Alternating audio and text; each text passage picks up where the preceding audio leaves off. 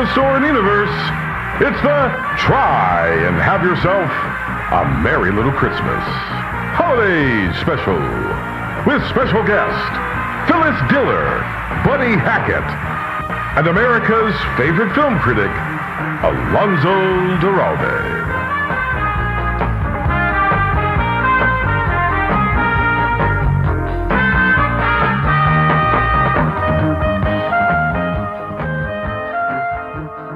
Tonight we're swapping our usual fare, our standard fare, for festive fare.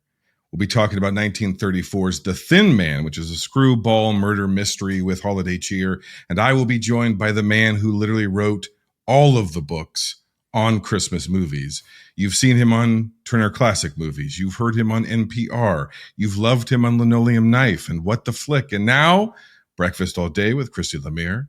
Everyone scream Bon Natale for Alonso Duralde. Alonso, how are you? I'm great. Thank you so much for having me. I was telling you off mic a few seconds ago that I vehemently disagree with you on the Rotten Tomatoes show when I was in my 20s.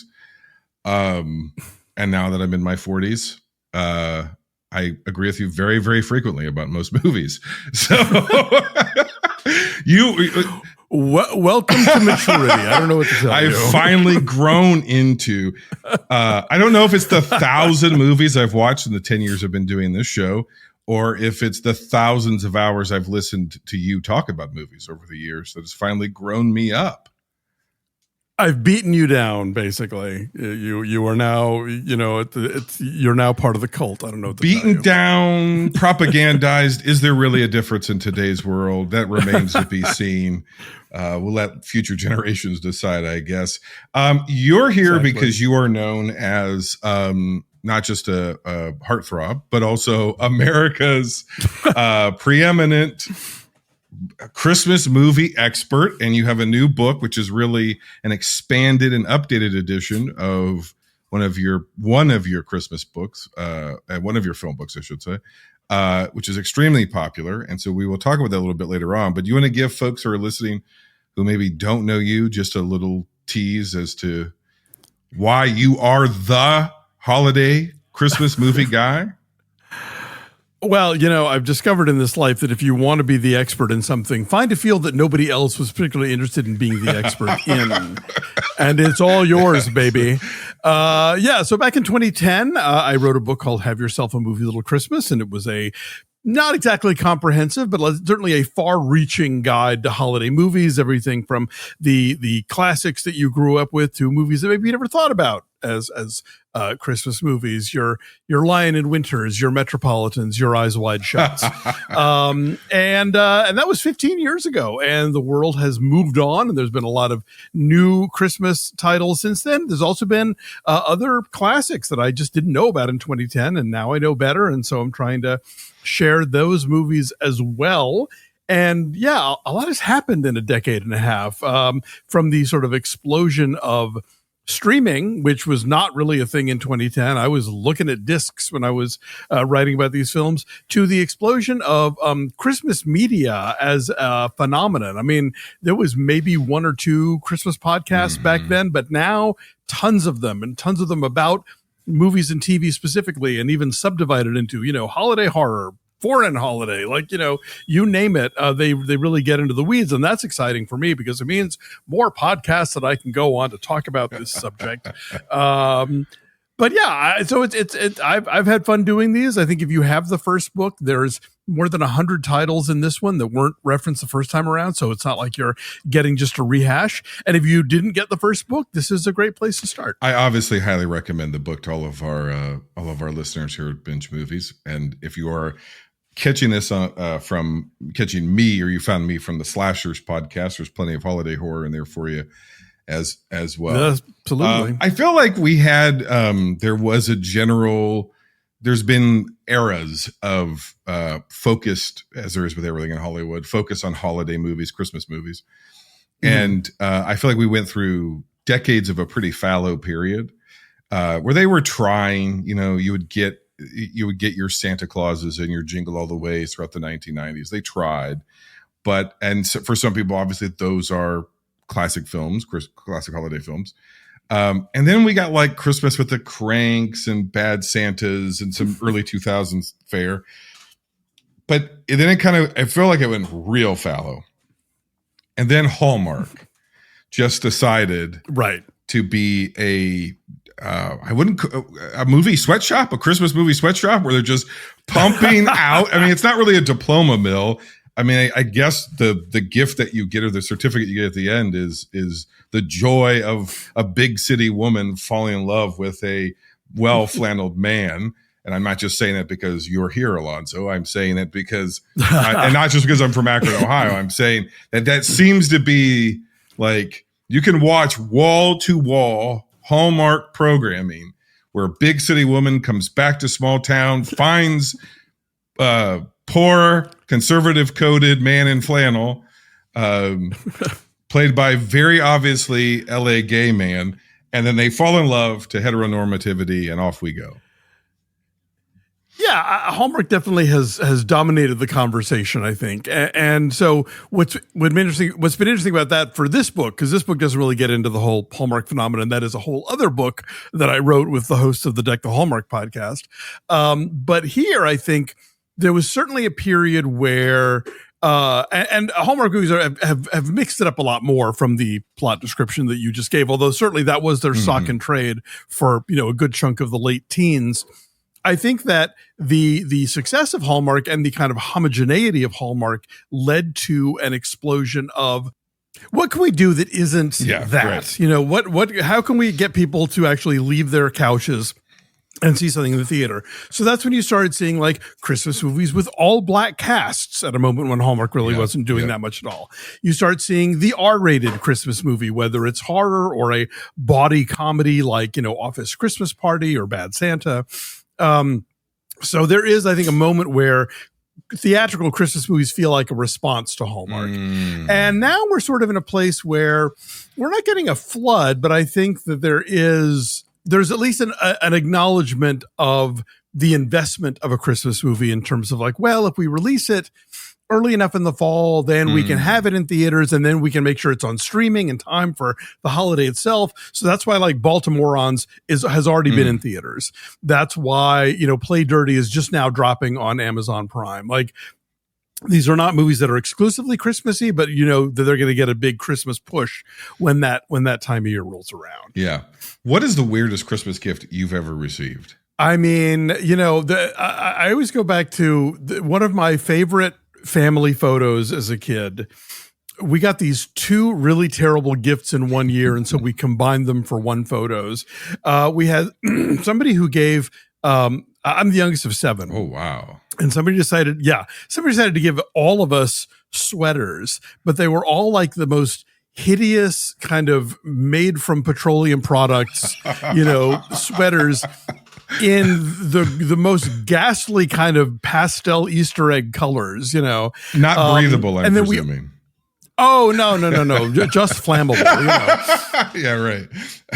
And then we also got these like plastic padded toilet seats. Oh, I remember those. Yeah, because those were so comfy and hygienic. Yes, of course, and that's what you really want on your thighs is the white plastic coating of that thing. So anyway, I remember we spontaneously did a photo that year of us holding our noses and holding the sweaters in the toilet seat as though we were about to flush them, and that's a moment that sort of burned to my memory of like worst presents ever. This is a total side question. Is kitsch dead? I think kitsch is evolving. Kitsch is the thing that people used to not like. You could go into a thrift store or a Goodwill or whatever and find these amazing treasures because people didn't know what they had. I think people know what they have. But I think that kitsch still lives in the sense of when it was created without understanding what it was doing, then it's still, a thing of beauty. Yeah. It's like it's like the definition of camp when we talk about campy films. Right. If you're trying to make it campy, it's inherently not campy. It has to have been made earnestly, put into the world earnestly, and then we receive it as camp.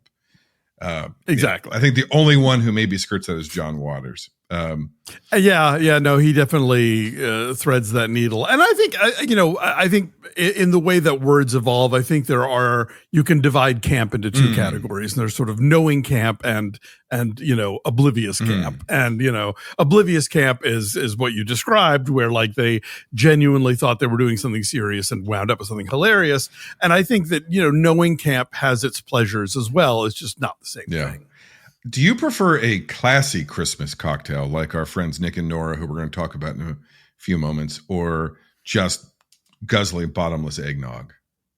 Well, I think eggnog can be be it's all in. That's LA talking. That's LA talking, sir. Well, I'm in Akron, Ohio.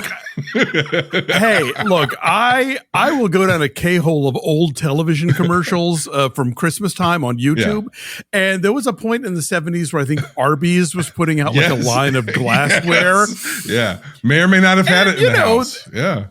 Yeah. May or may not have had lead paint on it. But they certainly, you get an eggnog in one of those stemmed babies with like a cinnamon stick in it, a little freshly shaved nutmeg on top. I think that is capital C classy. There you go. Look, I'm from Ohio. We may not have education. We may not have healthcare. We may not have culture. We may not have art. We may not have freedom. But we have America's finest eggnog. It's from a place called Hartzler's Dairy. Ooh, okay. Yeah. Tell me more. That's it. It comes in a glass bottle, and it is the best tasting eggnog.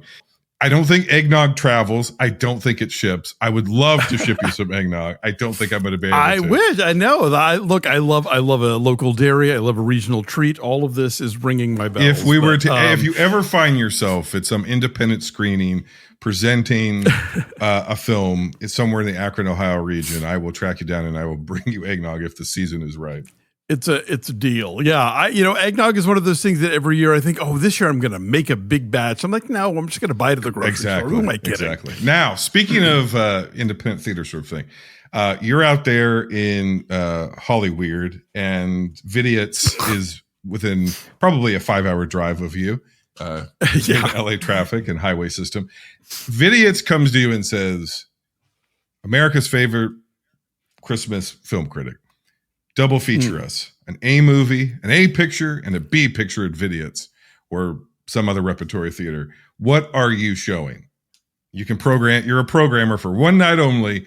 Alonso, what are you programming?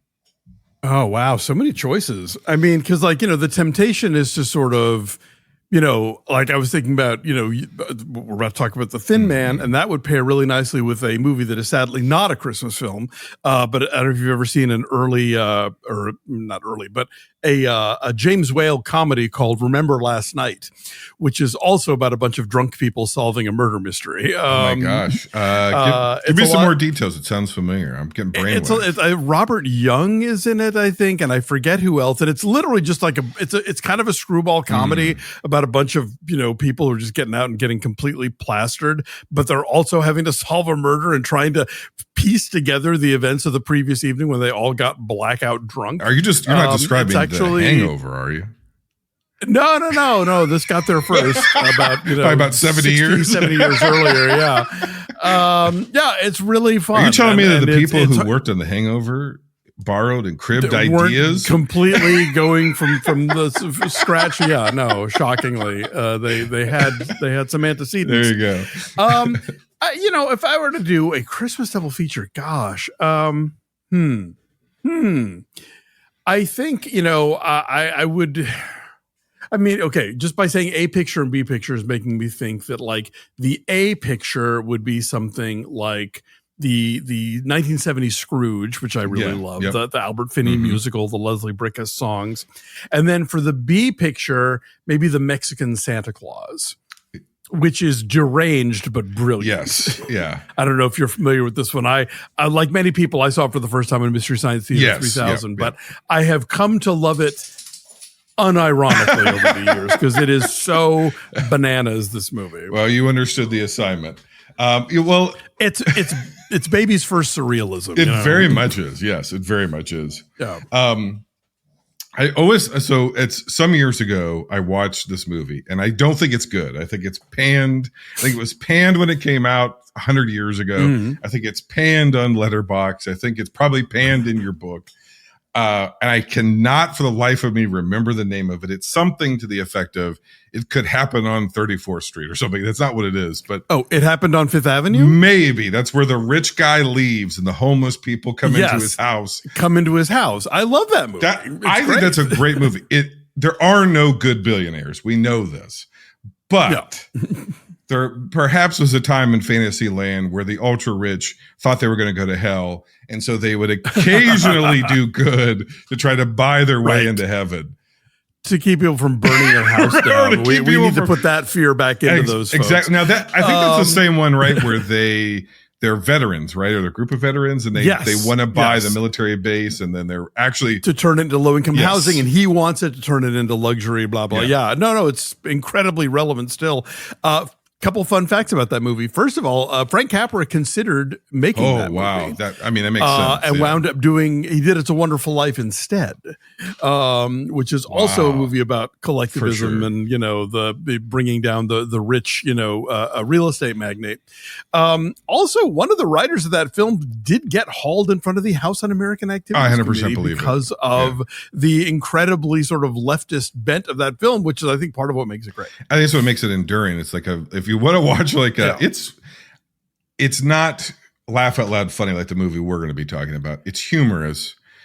It has there's a couple of really funny sequences, one involving a restaurant with an uneven table and one involving a tailor. Those are like guffaw worthy sequences. But I think it has good humor throughout and I think it's pretty well paced. And it's certainly aspirational. It also, I think, for younger folks who maybe listen to the show, if you think class consciousness is wealthy billionaires or robber barons or oligarchs, as the term is now, it's kind of a new concept. It's been with us for a very, very long time, and we've always been fighting against them. So, if you want something for the current moment, maybe that one would be a good one. And then maybe another one that would be a good one is the film that Alonso has traveled all this way to talk about, which is, of course, The Thin Man.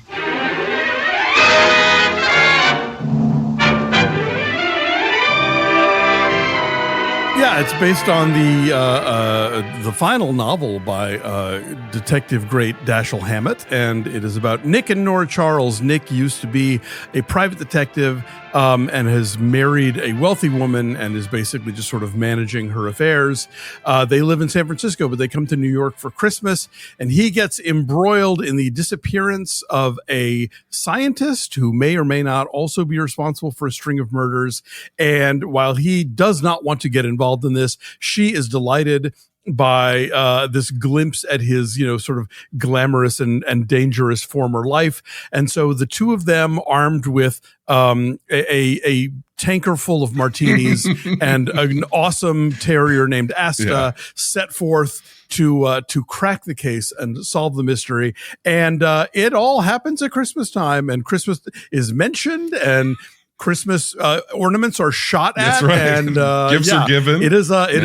Absolutely. It is a holiday treat. I think if you're confused by this, listener, you go on your streaming platform or you're buying your physical media and you're going, there's 15 Thin Man movies in a Thin Man series. The confusion there is the title makes sense for this particular movie. This movie was so popular that every other iteration, they continued the Thin Man sort of nomenclature. And Nick is not the Thin Man. The main detective character is not the Thin Man. It's kind of a Frankenstein's monster situation. The Thin Man is the scientist, but somehow Nick becomes the Thin Man for the purpose of titling the next 4 movies in this franchise. Yeah. And Nick and Nora Charles are played by William Powell and Myrna Loy, respectively. If you haven't heard those names, they are almost probably the archetypal on-screen couple because of their chemistry. They are kind of the rom-com, what would become the rom-com standard. I mean, there are others obviously, but they're kind of, since they're so early in film history, and at least speaking film history, they're kind of like what a lot of the stuff that would come in the next decade or two after this movie was iterating off of. What do you think made them, we know they're iconic, but why? What made their chemistry so special, considering the age gap between them and everything else? Yeah, it's hard to say. I think that you get a lot of the magic they created together in this movie, where he is maybe a little more rough-hewn and of the streets, and she's a little more posh, but has a sense of humor. They had incredible chemistry together. They did like 14 films together, something insane like that. All, mostly in the screwball vein. And they just had that thing, that certain screen pairings have, where they just you wanted to watch them volley back and forth and like catch each other out in things or be there for each other. It's hard, it's like trying to nail a cloud to the ground. I don't know what the metaphor here is, but yeah, whatever screen couples want to have and want to achieve as a pairing, Powell and Loy had it in spades. Very much so. And this is one of those movies that if you're a film nerd like myself, you grow up hearing about a lot. I'm sure it played in the background of my childhood. I'm sure that my dad watched it. We were a Turner Classic Movie family, so that was just constantly running on a loop. And so I'm sure that I had seen it, but I just actually sat down to watch it during COVID for the first time. And I was immediately smitten by the couple. Immediately I'm like, oh, okay, yeah, I get it. This is, and obviously, I'm smitten, of course, by just the house, the dog, everything. And I don't want to say relationship goals, because I'm fairly certain they're functioning alcoholics, but still you look at it and you go, there's something, again, kind of aspirational about this couple. And this is we're right skirting when the Hays Code's about to come in. And so, yeah, there's a few lines here where you're like, oh yeah, this is pre-code. This is pre-code. I think they fuck. I think the sense that you get between Nick and Nora is this is a couple who enjoys their banter, enjoys their alcohol, enjoys their party lifestyle, enjoys sex, and in later installments she has a child. So I guess we can confirm that's correct. And Asta has a whole fleet of children, has a whole litter. So Asta fucks as well, I guess. Yeah, and so you're like, oh, this is. People have always been the same. People have always been horny, and people have always drank too much booze during Christmas time. And, yeah. There is definitely a theory that I think is a valid one when people, talk about the past in this country in a glowing way. Very often they aren't really looking back at our true history. They are looking back at old movies. The America they miss is the America of the Hays Code, which is not life as we actually lived it or experienced it. But, and so, yeah, I think there's something nefarious about the Hays Code and early television that it sort of made people think, oh, well, that's what life was like in 1930, 40, 50, whatever. And it's no. What so life was like in my mind is a Paul Schrader film. Life is like blue collar. So that's what life is like. Speaking of, how do you think this played when it actually came out? It came out in the middle of the Great Depression. And obviously movies were going gangbusters because it was the theater for the working person, for the working man. Absolutely. So this was a massive success. I mean, not for nothing does it have 4 sequels, know? And I think when we think about the Powell Loy pairings of all the films that they made together, I liked Love Crazy a lot, but really when you think about the movie that sort of, stands for everything that they accomplish in film, that them at their apex, this is the movie you go to. You start with The Thin Man.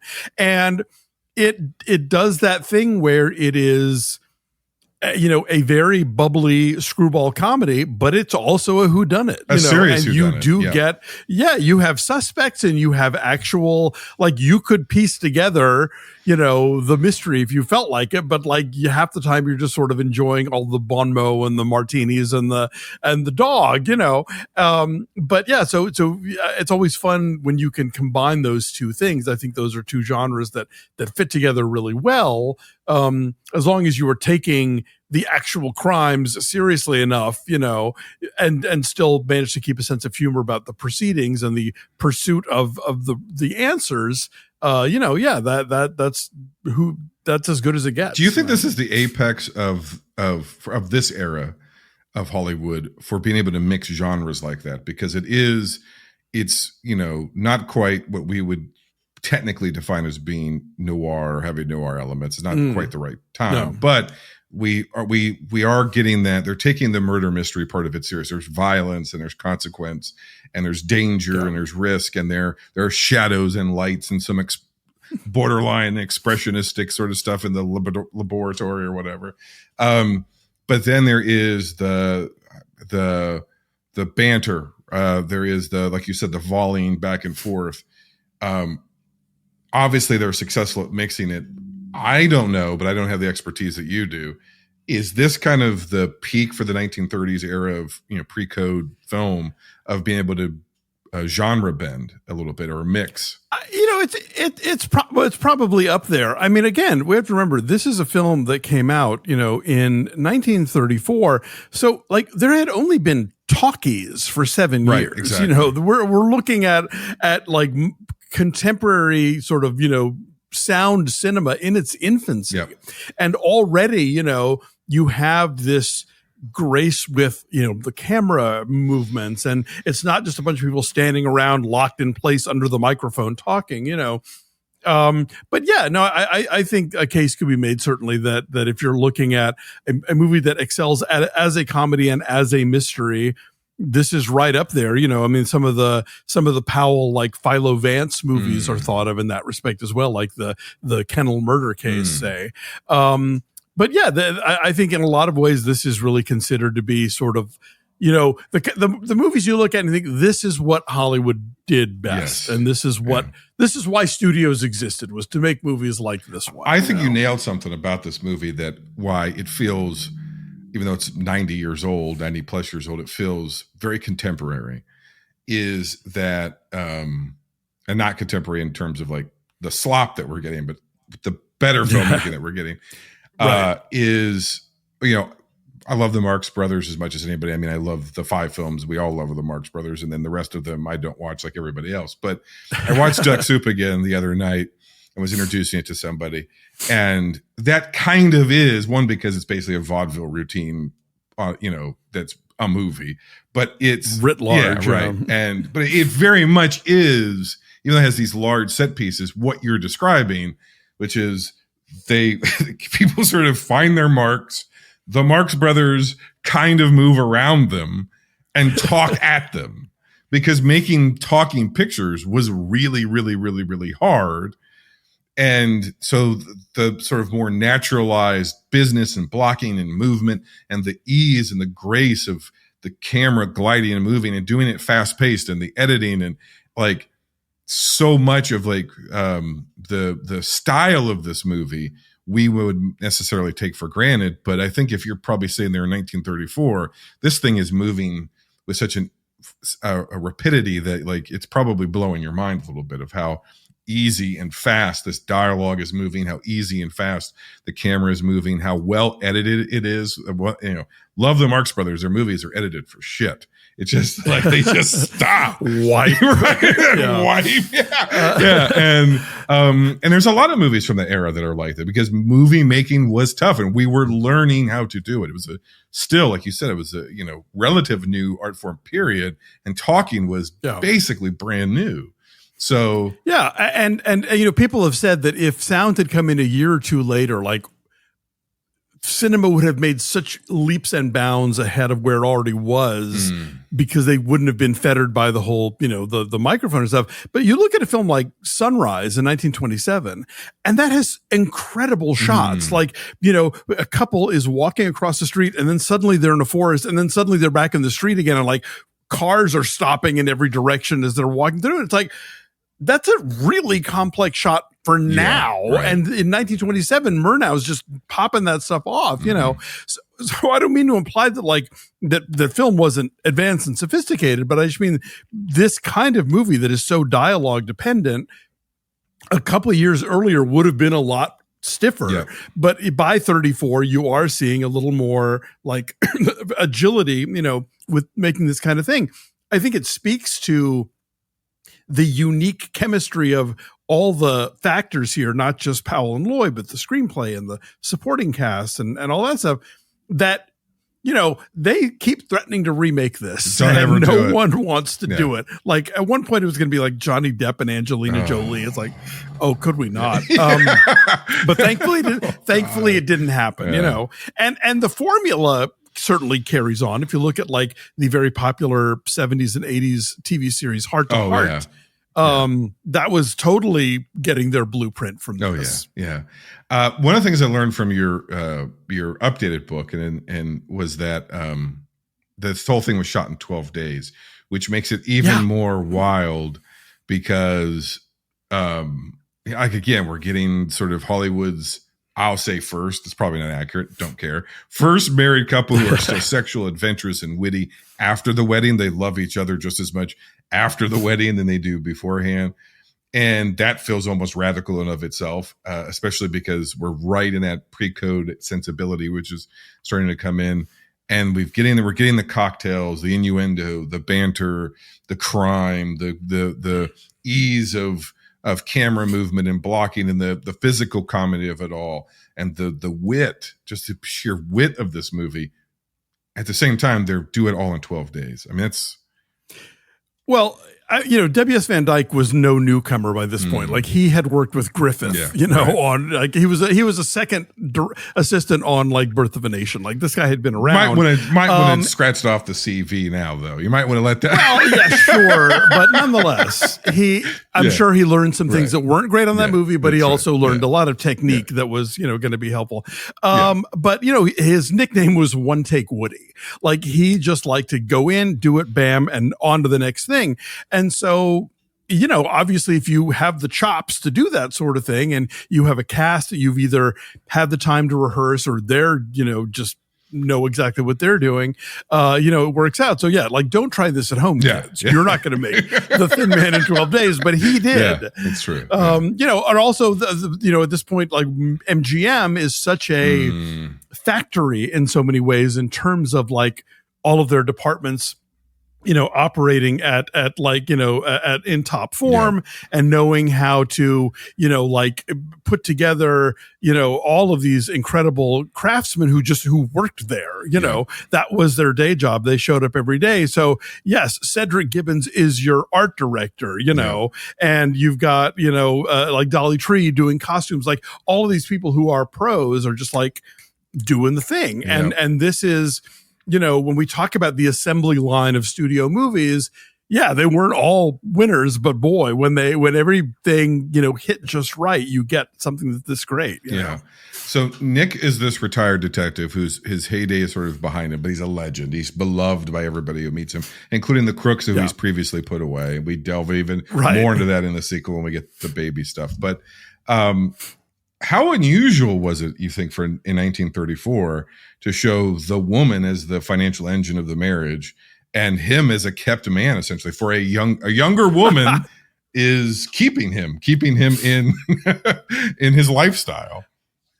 Yeah, I don't know how much that was necessarily portrayed, although obviously, you later get My Man Godfrey with Powell, getting involved with Dizzy heiress Carol Lombard. And, for much of the movie, we think that he is down on his luck, so this was clearly a thing that happened. I don't know. I immediately started thinking about like, Downton Abbey, where, there was that whole moment where you had rich American heiresses who were marrying impoverished British aristocrats. So the woman got the title and the man got the money, So I don't know if that was typical. I don't think it was necessarily atypical. And again, we're in the Depression. So the idea of money is so sort of otherworldly to so many people at that point. It's like, yeah, sure. Why not? like she was a born heiress. He had a lot of good stories and was really charming. And so of course she married him. Yeah. I think that one of the things that makes the movie really work is, at least for me, is Christmas is very much Christmas is never just, first of all, it's never one thing, right? But it's also culturally never one thing. It changes from decade to decade and from era and era. And it's very much a response of how we feel in the contemporary moment. And also it changes as you age. Just aging changes your perspective on Christmas. So sure. There was this time, at least in my mind, and you're a little bit older than me, so you could be like, you're completely wrong about Christmas, and here's why. There was Christmas was sort of hermetically sealed after a certain point. And it was this is what Christmas is. This is what it looks like. This is what it smells like. These are its values. And we don't fuck with Christmas. This is what it is. And that's all been blown to hell, right? But that it was a certain kind of a thing. And so I think, I think the idea though of seeing a kind of libertine couple with that specific holiday as the backdrop is this very interesting dichotomy. And you can also get us, and again, this is just the movies. This isn't what Christmas was in 1934. Certainly not for 99.9% of Americans. But there's something about, the Christmas tree, the tinsel, the twinkle lights, all the trimmings of Christmas around them. And then the kind of their reaction to that and how they perform Christmas. I wonder, part of me wonders, am I watching them trying to emulate what the values of Christmas were at that time, which are different than the ones that I grew up with, which are different than the ones I have now. So it's like a Christmas inception. I don't even know if I make it any sense, but it's Christmas interesting. is continual. It's continually evolving, and I think much of how it evolves has to do with, the media, whether that medium is the printing press, or radio or television or movies or whatever. Like, it's always bringing in new things, going from sheet music to recorded music, all of that stuff does have a hand in changing how we celebrate Christmas. And I think that for this couple, they are childless, they are wealthy, they like a cocktail or 10. But at the same time, they are like, well, we're spending Christmas in New York in this hotel. We have to have a tree. Yes. Yeah. We have to have the tinsel. We have to have these decorations and stuff. So, I think there's a base understanding of this may not be sitting by the hearth and Norman Rockwell is not going to paint this Christmas, but we're still going to celebrate it. We're still going to mark the occasion. It's still going to be a backdrop to our, jaunt east. And it's also going to be the backdrop of this murder mystery. It's interesting to see Christmas presented as, when you watch a lot of Christmas movies from the 30s, Christmas it's not the all-consuming thing that it would become. I don't want to say, well, it wasn't commercialized because that's bullshit, but well, okay. I'll give you an example. In the musical Mame, which is based on the movie and the play and the novel Anti-Mame, with a lot of iterations of that. When they sing "We Need a Little Christmas," it's like late November, and the idea that we're going to start decorating for Christmas, but Anti-Mame, it's only 1 week past Thanksgiving Day, is like, well, no, we're going to do this crazy thing and we're going to move up the calendar. Yes. Whereas now, the week after Thanksgiving, are you kidding? We're in the thick of it. Everything is decorated for Christmas. Everything has been pulled out of the attic. Everything, every store, every street, they started playing Christmas carols on November 1st. They started showing Hallmark movies in mid-October. So, it definitely evolves in terms of, the idea that people used to decorate their trees on Christmas Eve. That's what I'm saying. It was Christmas morning. Yeah. That's just, you can't even wrap your head around that. So it's always changing. That's what I guess what I was trying to get at. And I almost, there's something refreshing about watching movies like this of this era. Because, and again, I'm like, I don't know the verisimilitude of Christmas. Was that what Christmas was like? But it definitely feels like Christmas was a week. If you were religious, it was longer than that, obviously. But if you were an irreligious person or a not practicing person, it was was about a week, and it was really about a day, and it was very sort of nonchalant, and then it was over. And you could solve a murder mystery as it was happening, but there'd be red herrings and crafty new wives or ex-wives or whatever, and scheming daughters or grieving daughters or both. Oh, can we park on this supporting cast for a second? Yeah. Because obviously, you recognize Maureen O'Sullivan, who would later, be Tarzan's girlfriend. You will recognize Cesar Romero, for later being the Joker and whatever else. But because there's so many characters in this movie, there's so many suspects, they had to cast faces that would stick with you, and so you get these people like Porter Hall, like Edward Brophy. Names, these are not like household names, but you see them and it's like, oh yeah, that guy, that mug. There's so many mugs in this movie, very mug the heavy. 1930s. Yes, but it's good because that's how you remember. Okay, he's the guy on the phone who said the thing, and he's the one who threatened to do because you need it's Scar Guy, and it's like balding angry dude, and it's the angry blonde lady. You store them away in your filing cabinet of who the heck all these people are. I'm not remembering all the Wynotts and Jorgensens, but I am remembering. Cesar Romero, who refused to shave his mustache while playing the Joker, and just did the paint, which is probably a carcinogen, right over it, because that was the Joker I grew up with until Nicholson came along. So, that's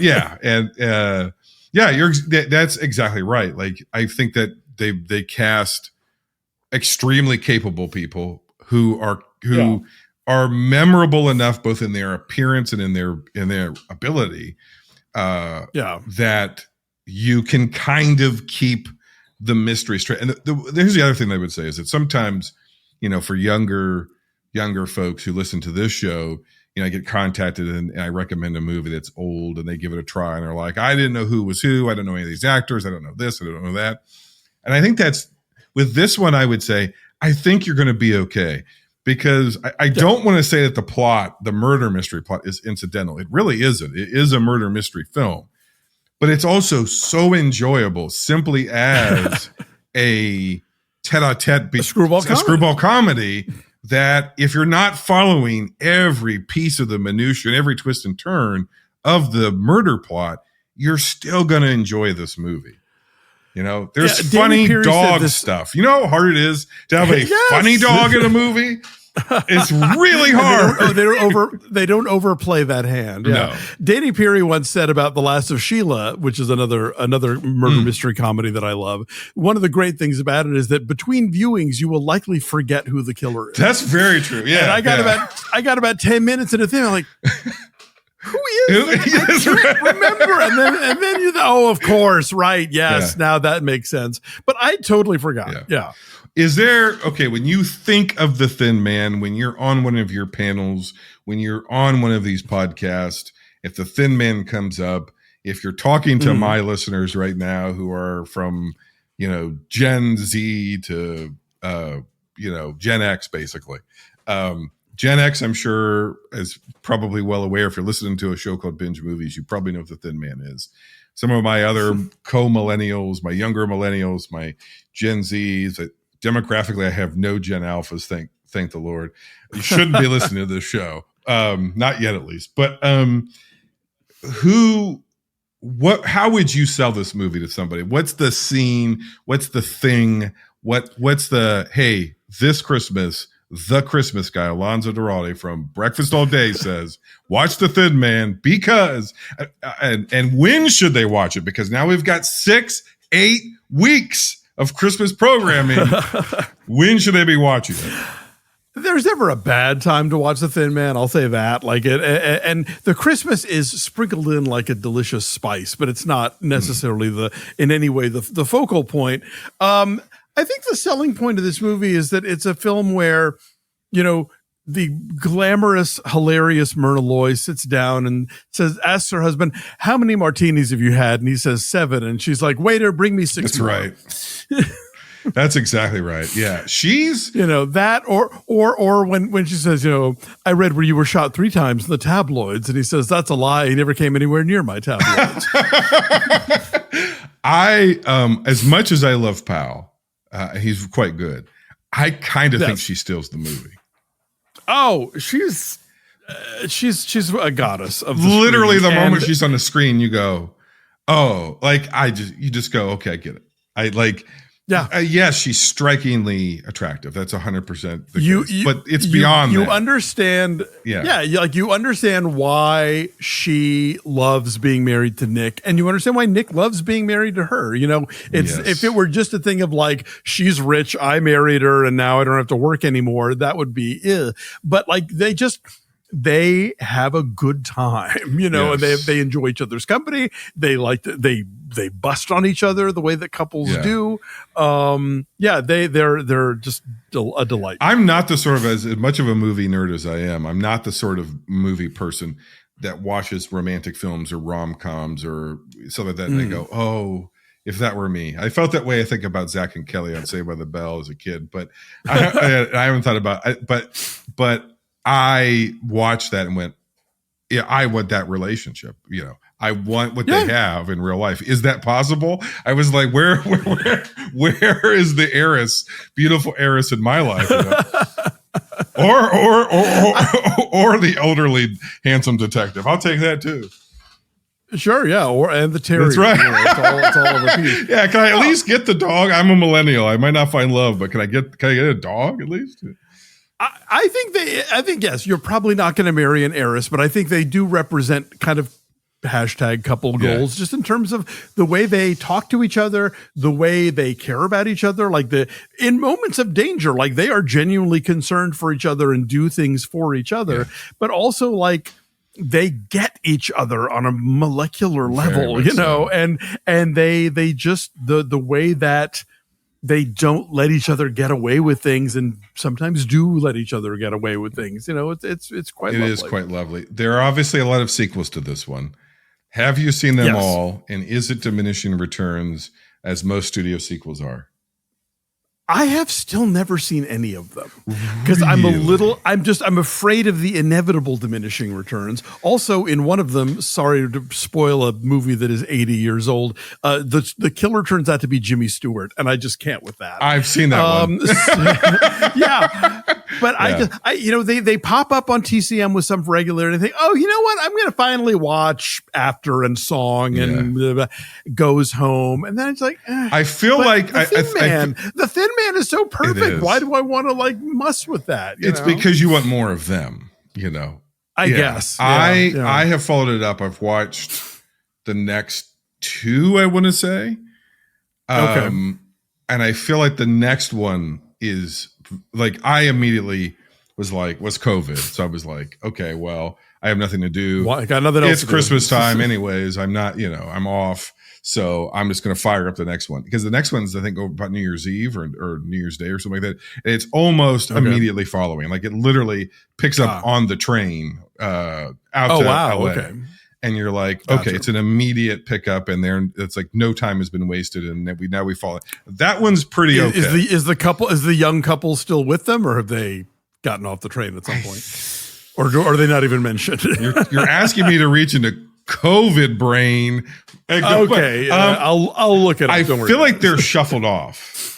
I feel like, I feel like there's a party of the ways, so it's acknowledged, but I could be wrong about that. But yeah, enjoy Chicago. Right. Bye. Yes, right. Okay, right. Yeah, and the one after that is where you go, okay, I don't know that I'm going to continue the series, not because they're not good in it, but because it's to get all those pieces working together. It's you can't.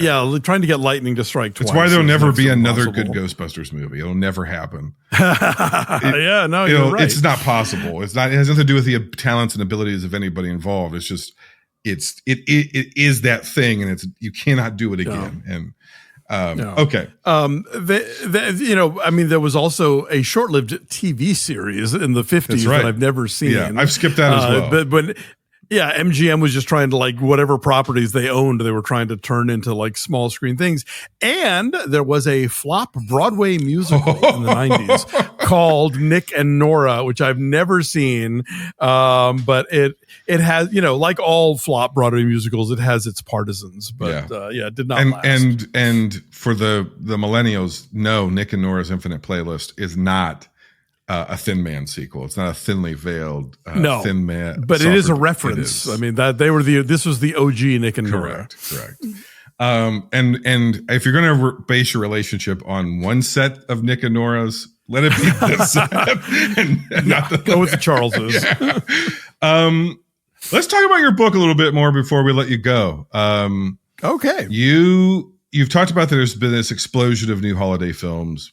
Hallmark, Lifetime, theatrical. We obviously have the rise now of Netflix and Hulu, or I guess it's all 6 billionaires who own everything we consume now. But they've thrown their hat in the ring with this sort of stuff. You expand it. Why now? And you kind of already answered this, but was there something that you've discovered in the last 10, 15 years where you're like, this thing has got to make itself. These are overlooked gems. This is, I need to expand the canon. Sure. From the moment the first edition came out, I was like biting my lip over films that weren't in there. Like that very first year, I think like Rare Exports came out, and maybe Arthur Christmas, and I was like, because it's not like if you have a website, you can just expand it any old day, but a book is a book, and it is a finite object that you're kind of trapped in what's in there. So I started thinking in my head like one of these days. And then two important things happened. One, in 2021, I wrote with the Deck the Hallmark guys a book called I'll Be Home for Christmas Movies, all about Hallmark films.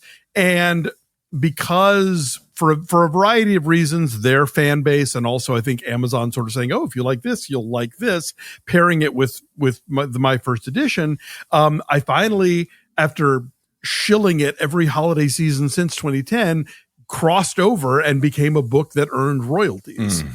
And until you do that, you really can't convince a publisher to give you a new edition or a sequel because you still owe them money, basically, you know?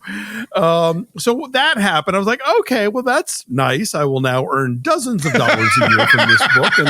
And who doesn't want passive income? Right. But then the other thing that happened, frankly, was that Turner Classic Movies, a couple years after I did my book, did their own Christmas book, and they did an updated second edition. I was like, yes, I got to do that. And you couldn't have called Ben up and said, you're encroaching on my niche here? Mankiewicz, what are you doing, Mankiewicz? Mankiewicz gave me a lovely blurb this time. He owed you. He owed you. He was stepping on your corner. He owes me nothing, but it was that, their book came out. They did another edition. I'm like, oh yeah, new edition. I've been meaning to do that. And now here's like, it did light a fire under me. And so, here we are now with this. And so, there was no shortage, like I said, of every year that would pass by, there'd be a couple new titles that would pop up theatrically or on Netflix or whatever that I was like, oh, I would love to put that in a new edition. And then on top of it, there was stuff like The Thin Man that I just didn't get to the first time and realized that I should probably throw this in. Again, TCM to the rescue when the last couple of years have been going really hard on these like week-long Christmas marathons and digging into the vaults for stuff that is not the first thing that you think of when you think about old Christmas movies. And I realized there were all these noir films that I'd never seen. So suddenly it's like, oh God, I got to write up, Blast of Silence. I got to write up, Mr. Oh God, why am I blanking on the name? The Glenn Ford movie, Mr. Soft Touch. I Wouldn't Be in Your Shoes. Like there's this whole, Cash on Demand. I had missed those the first time around. So a new edition gave me the opportunity to circle back and be like, oh yeah, you might like these too.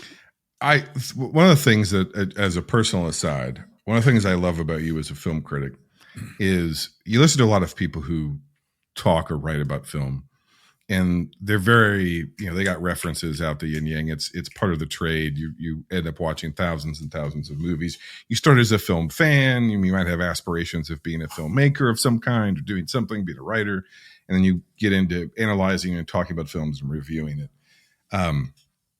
The amount of just name drops, and I mean this 100% in positive, of titles that is beyond the well-worn path that you and your husband can just drop in a very casual, offhanded aside on a podcast is incredible. But the burden in that has to come with is, when do you know the book is fucking done? This book will never be done, Alonso, because too many goddamn movies. Yeah, I mean, look, I've already got, I just, the Baltimoreans just came out last month. Loved it. It's absolutely going in a third edition if I ever get to have one. I'm today on Amazon as we're recording this, the new Shane Black dropped, and it's a Christmas, action movie with Mark Wahlberg and Keith Stanfield. Yeah.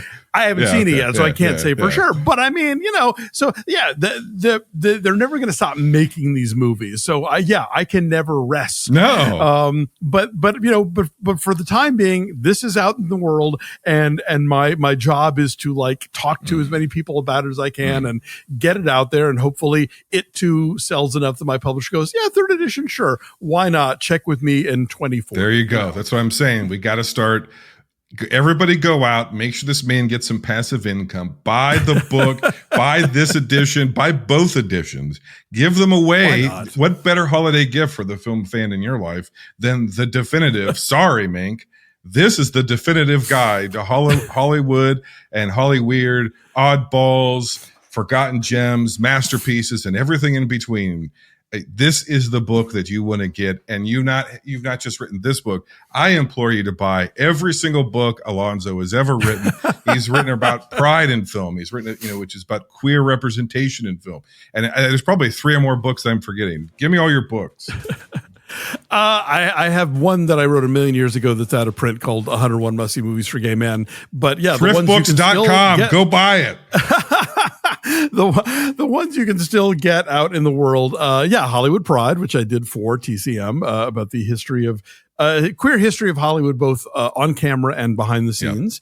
Yep. I'll Be Home for Christmas Movies, which is the Hallmark book that I did with the guys from Deck the Hallmark, which is a lot of fun, and also has recipes and a bingo card for throwing your own Hallmark party. And now, yes, both editions of Have Yourself a Movie Little Christmas. The first edition is the hideous green cover that I've never liked, and the new one is a beautiful red one. Okay. And if you have the old one, this new edition has more than 100 new titles listed, so you'll be getting a lot of new information. If you don't have the first one, you can certainly start here and get everything, but some of the films that were in the first edition, I had to kind of shrink for this one because I had to sort of stick to a similar page count. So, you'll find lots more treats in the first edition after you devour and enjoy the second edition. Awesome. Do you have a preferred place that people shop and buy these things, or just buy them anywhere you can find them? Wherever you want. If you've got a local indie bookstore that you want to support, great, please do. If you want to check it out of your library, get them to get a copy if they haven't already, please do. But yeah, if you have, your favorite online sites that are convenient, knock yourself out. It's also available as an ebook if that's your preferred method of reading stuff. So yeah, just get it is really that's my only preference. Okay. Now, that's the plug for the books. Let's do the plug for your podcasts. What are the 5 podcasts that you want to promote the most right now? Well, first you can read me at The Film Verdict. That's we were going to do that in a separate plug. Oh, sorry. Okay, sorry. We're going to let you get all the stuff in. You're Alonso Duralde, for God's sakes. I'm here to shill. All right, my podcast. So there's Breakfast All Day, which I've done for now 15 years with my husband of 30 years, Dave White. We are both film critics. I am also on, as you mentioned, Breakfast All Day with the wonderful Chrissy Lemire. You can watch that on YouTube or listen to it as a podcast. I'm on Maximum Film on the Maximum Fun Network, which is a real treat with Kevin Kevin Avery, Andrea Clark. And finally, Deck the Hallmark. I pop in on a pretty regular basis, usually to talk about non-Hallmark, non-Lifetime Christmas movies. Yep. Now, in print, digital, and physical, where can we read you, Alonso? You can read me at The Film Verdict, thefilmverdict.com, which is a great site that does a lot of coverage of international film festivals. They are really filling a gap that the trades used to be better at. They're covering a lot of features and shorts that are on the international market that are maybe looking to get sales agents, and they aren't getting reviewed in the publications they used to. So Film Verdict is kind of stepping up into that niche. And I'm the guy they send to talk about whatever that week's widest U.S. release was. So everybody else is in Carlo Vivari talking about some, black and white experimental, I don't know what, and I'm telling you about Smurfs. That's right. That's right. But I'll take it. Very, very good. All right. Give our listeners a gift as you depart. If you're not embargoed against it, we're getting close to the end of this year, not the end of the term, unfortunately, but the end of the year. Let folks know, not officially, but again, for what you've seen, what you're not embargoed against, give us one movie that you think is must watch for 2025. Oh, yes, happily. It's out now on Blu-ray. I assume it's probably streaming as well. It is a film called Eephus, that is Eephus, and it is set in the 90s at a local baseball field that is about to be demolished to build a school. Two local teams are meeting for the very last time for the very last game, and the entire movie is the game. And it is about, traditions and friendship and people doing things for the last time when they maybe don't quite acknowledge that it's for the last time. It is bittersweet and hilarious, and features a cameo appearance vocally from the great documentary filmmaker Frederick Wiseman. So it's got it all. I will say Alonso likes sad movies. Listening to him for 20 plus years, he doesn't like schmaltz too much, but he likes unless it lands. But it's funny, but it's bittersweet. And the guy who directed it was DP on a film that I really loved from last year that is in the new edition of the book called Christmas Eve in Miller's Point. And I feel like these guys have a really cool film collective where both Christmas Eve and Eephus premiered at Cannes last year. So they seem to be up and running in terms of like turning out really cool indies on a very low budget. I would much rather spend Christmas Eve at Miller's Point than Christmas Eve at Miller's Crossing. I can say that much. Yeah. I think you're probably better off. All right, Alonso, thank you so much. This has been an honor. My pleasure. Please, sir. I'll put everything, all the links, everything he needs, everything you need to go find Alonso's stuff in the show notes. Go support him. You know him. You love him. Give a round of applause to the very special guest for this holiday special. Try and have yourself a very Merry Christmas. As little merry as it may be, the world still needs it. Until next time, enjoy.